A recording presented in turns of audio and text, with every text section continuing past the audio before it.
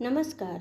मैं डॉक्टर मीनाक्षी कर्ण जमशेदपुर झारखंड से आज दिनांक 25 अप्रैल 2025 को सदीनामा की ओर से संपादकीय लेकर उपस्थित हुई हूँ, जिसका शीर्षक है एक पन्ना इतिहास का तैमूर को किसने हराया, जिसे हमारे अतिथि संपादक आदरणीय डॉक्टर विवेक आर्य जी ने लिखा है।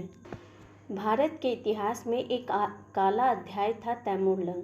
वह भारत के स्वर्ण से आकृष्ट हुआ था। भारत की महान समृद्धि और वैभव के बारे में उन्होंने बहुत कुछ बातें सुन रखी थी। तब भारत की दौलत लूटने के लिए ही उन्होंने आक्रमण की। इसकी इच्छा भारत में रहकर राज्य करने की नहीं थी।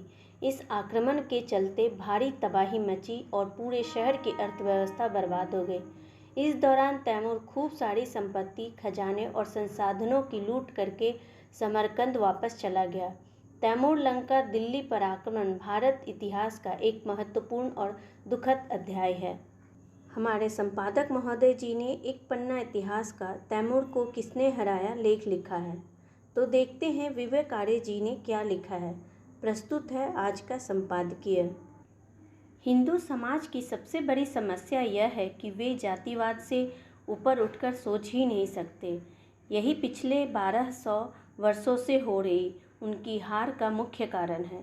इतिहास में कुछ प्रेरणादायक घटनाएं मिलती है जब जातिवाद से ऊपर उठकर हिंदू समाज ने एकजुट होकर आक्रांताओं का न केवल सामना किया अपितु अपने प्राणों की बाजी लगाकर उन्हें यमलोक भेज दिया।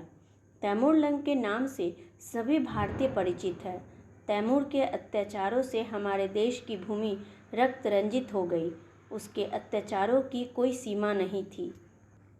तैमूर लंग ने मार्च सन 1398 ईस्वी में भारत पर 92,000 घुड़सवारों की सेना से तूफानी आक्रमण कर दिया।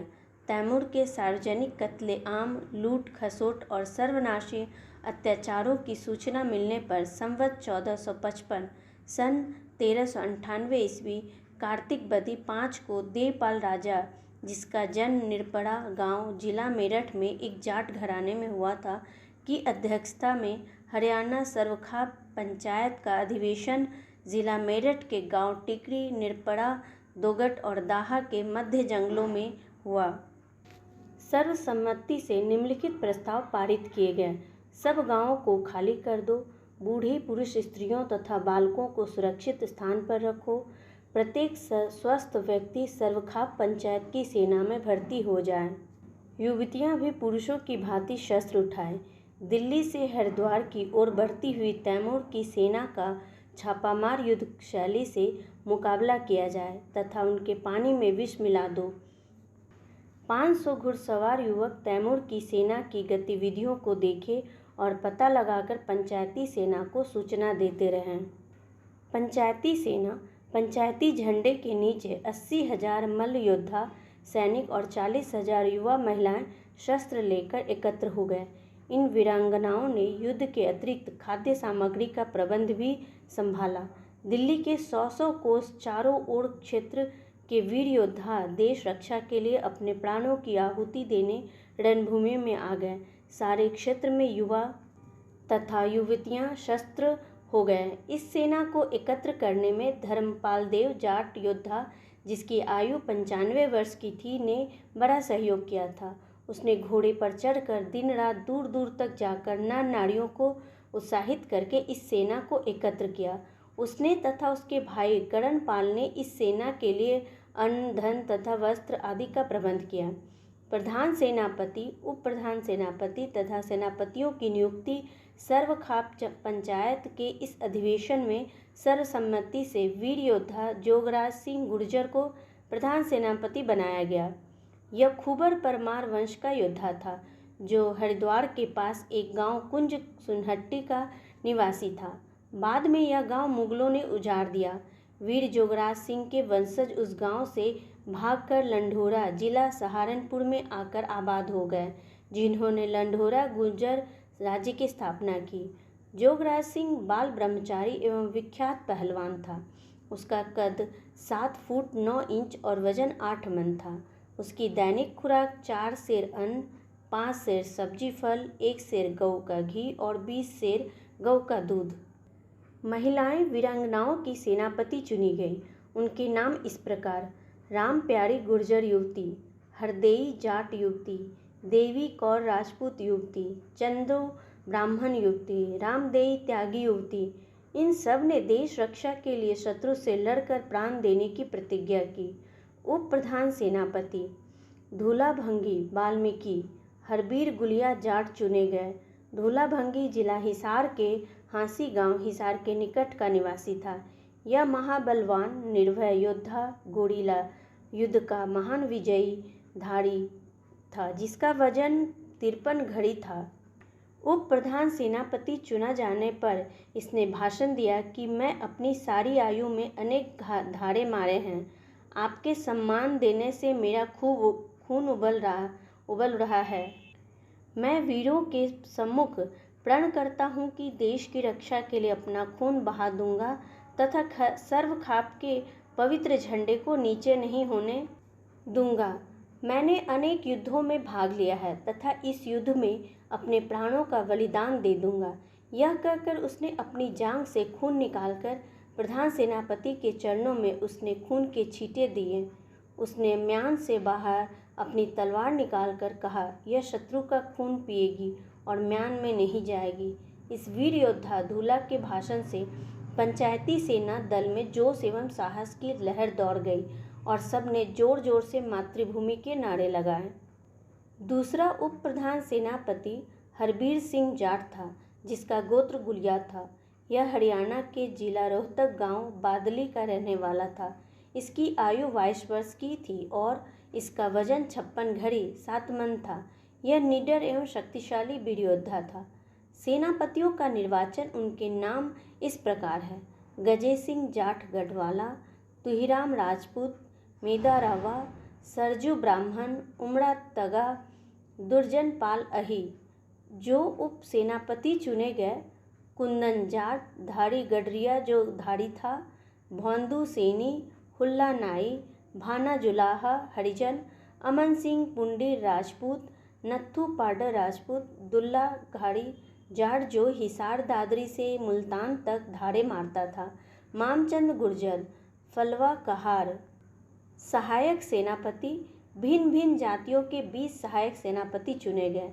वीर कवि: प्रचंड विद्वान चंद्रदत्त भट्ट को वीर कवि नियुक्त किया गया, जिसने तैमूर के साथ युद्धों की घटनाओं का आंखों देखा इतिहास लिखा था। प्रधान सेनापति जुगराज सिंह गुर्जर के ओजस्वी भाषण के कुछ अंश। वीरों, भगवान कृष्ण ने गीता में अर्जुन को जो उपदेश दिया था उस पर अमल करो। हमारे लिए स्वर्ण का द्वार खुला है। ऋषि मुनि योग साधना से जो मोक्ष पद प्राप्त करते हैं, उसी पद को वीर योद्धा रणभूमि में बलिदान देकर प्राप्त कर लेता है। भारत माता की रक्षा हेतु तैयार हो जाओ। देश को बचाओ अथवा बलिदान हो जाओ। संसार तुम्हारा यशोगान करेगा। आपने मुझे नेता चुना है। प्राण रहते रहते पग पीछे नहीं हटाऊंगा। पंचायत को प्रणाम करता हूँ तथा प्रतिज्ञा करता हूँ कि अंतिम श्वास तक भारत भूमि की रक्षा करूँगा। हमारा देश तैमूर के आक्रमणों तथा अत्याचारों से तिलमिला उठा है। वीरों, उठो, अब देर मत करो। शत्रु सेना से युद्ध करके देश से बाहर निकाल दो। यह भाषण सुनकर वीरता की लहर दौड़ गई। 80,000 वीरों तथा 40,000 वीरांगनाओं ने अपनी तलवारों को चूमकर प्रण लिया कि हे सेनापति, हम प्राण रहते रहते आपकी आज्ञाओं का पालन करके देश रक्षा हेतु में बलिदान हो जाएंगे। मेरठ युद्ध: तैमूर ने अपनी बड़ी संख्यक एवं शक्तिशाली सेना, जिसके पास आधुनिक शस्त्र थे, के साथ दिल्ली से मेरठ की ओर कूच किया। इस क्षेत्र में तैमूरी सेना को पंचायती सेना ने दम नहीं लेने दिया। दिन भर युद्ध होते रहते थे। रात्रि को जहां तैमूरी सेना ठहरती थी, वहीं पर पंचायती सेना धावा बोलकर उनको उखाड़ देती थी। वीर देवियां अपने सैनिकों को खाद्य सामग्री एवं युद्ध सामग्री बड़े उत्साह के स्थान स्थान पर पहुंचाती थी। शत्रु की रसद को ये वीरांगनाएं छापा मार कर लूटती थी। आपसी मिलाप रखवाने तथा सूचना पहुंचाने के लिए 500 घुड़सवार अपने कर्तव्य का पालन करते थे। रसद न पहुंचने से तैमूरी सेना भूखी मरने लगी। उसके मार्ग में जो गांव आता उसी को नष्ट करती जाती थी। तंग आकर तैमूर हरिद्वार की ओर बढ़ा। हरिद्वार युद्ध: मेरठ से आगे मुजफ्फरनगर तथा सहारनपुर तक पंचायती सेनाओं ने तैमूरी सेना से भयंकर युद्ध किए तथा इस क्षेत्र में तैमूरी सेना के पांव न जमने दिए। प्रधान एवं उप प्रधान और प्रत्येक सेनापति अपनी सेना का सुचारू रूप से संचालन करते रहे। हरिद्वार से 5 कोस दक्षिण में तुगलकपुर पथरीगढ़ में तैमूरी सेना पहुंच गई। इस क्षेत्र में पंचायती सेना ने तैमूरी सेना के साथ 3 घमासान युद्ध किए। उप प्रधान सेनापति हरबीर सिंह गुलिया ने अपनी पंचायती सेना के 25,000 वीर योद्धा सैनिकों के साथ तैमूर के घुड़सवारों के बड़े दल पर भयंकर धावा बोल दिया, जहां पर तीरों एवं भालों से घमासान युद्ध हुआ। इसी घुड़सवार सेना में तैमूर भी था। हरबीर सिंह गुलिया ने आगे बढ़कर शेर की तरह दहाड़कर तैमूर की छाती में भाला मारा, जिससे वह घोड़े से नीचे गिरने ही वाला था कि उसके एक सरदार खिजरी ने उसे संभाल कर घोड़े से अलग कर दिया। तैमूर इसी भाले के घाव से ही अपने देश समरकंद में पहुंचकर मर गया। वीर योद्धा हरबीर सिंह गुलिया पर शत्रु के 60 भाले तथा तलवारें एकदम टूट पड़ी, जिसकी मार से वह योद्धा अचेत होकर भूमि पर गिर पड़ा। उसी समय प्रधान सेनापति जोगराज सिंह गुर्जर ने अपने 22,000 मल्ल योद्धाओं के साथ शत्रु की सेना पर धावा बोलकर उनके 5,000 घुड़सवारों को काट डाला। जोगराज सिंह ने स्वयं अपने हाथों से अचेत हरबीर सिंह को उठाकर यथास्थान पहुंचाया, परंतु कुछ घंटे बाद यह वीर योद्धा वीरगति को प्राप्त हो गया। जोगराज सिंह को इस युद्ध की वीरगति से बड़ा धक्का लगा। हरिद्वार के जंगलों में तैमूरी सेना के 2805 सैनिकों के रक्षा दल पर भंगी कुल के उप प्रधान सेनापति धूलाघाड़ी वीर योद्धा ने अपने 190 सैनिकों के साथ धावा बोल दिया। शत्रु के काफ़ी सैनिकों को मारकर ये सभी 190 सैनिक एवं धूलाघाड़ी अपने देश की रक्षा हेतु वीरगति को प्राप्त हो गए। तीसरे युद्ध में प्रधान सेनापति जोगराज सिंह ने अपने वीर योद्धाओं के साथ तैमूरी सेना पर भयंकर धावा करके उसे अंबाला की ओर भागने पर मजबूर कर दिया। इस युद्ध में वीर योद्धा जोगराज सिंह को 45 घाव आए, परंतु वह वीर होश में रहा। पंचायती सेना के वीर सैनिकों ने तैमूर एवं उसके सैनिकों को हरिद्वार के पवित्र गंगा घाट हर की पौड़ी तक नहीं जाने दिया।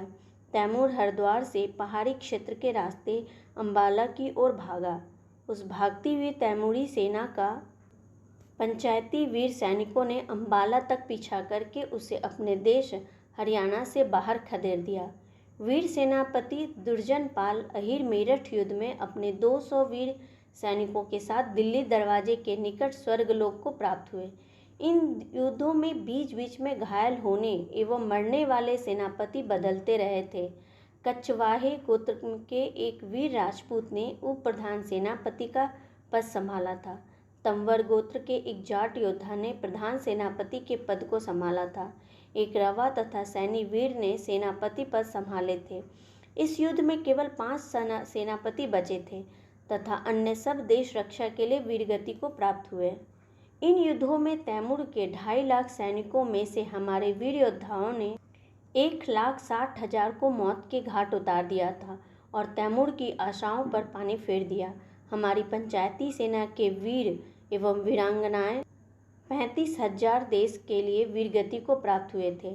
प्रधान सेनापति की वीरगति वीर योद्धा प्रधान सेनापति जोगराज सिंह गुर्जर युद्ध के पश्चात ऋषिकेश के जंगल में स्वर्गवासी हुए थे। संदर्भ जाट वीरों का इतिहास दिलीप सिंह अहलावत, पृष्ठ संख्या 373 से 383। ध्यान दीजिए, एक सवर्ण सेना का उपसेनापति वाल्मीकि था। अहिर गुर्जर से लेकर 36 बिरादरी उसके महत्वपूर्ण अंग थे। तैमूर को हराने वाली सेना को हराने वाली कौन थे? क्या वो जाट थे? क्या वो राजपूत थे? क्या वो अहिर थे?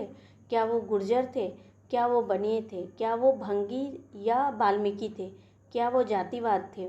नहीं, वो सबसे पहले देशभक्त थे, धर्म रक्षक थे, श्री राम और श्री कृष्ण की संतान थे, गौ, वेद, जनेऊ और यज्ञ के रक्षक थे। तो ये था हमारा आज का संपादकीय। कल फिर लौटूंगी नए विषय, नए संपादकीय के साथ। तब तक के लिए मैं विदा लेती हूँ। नमस्कार।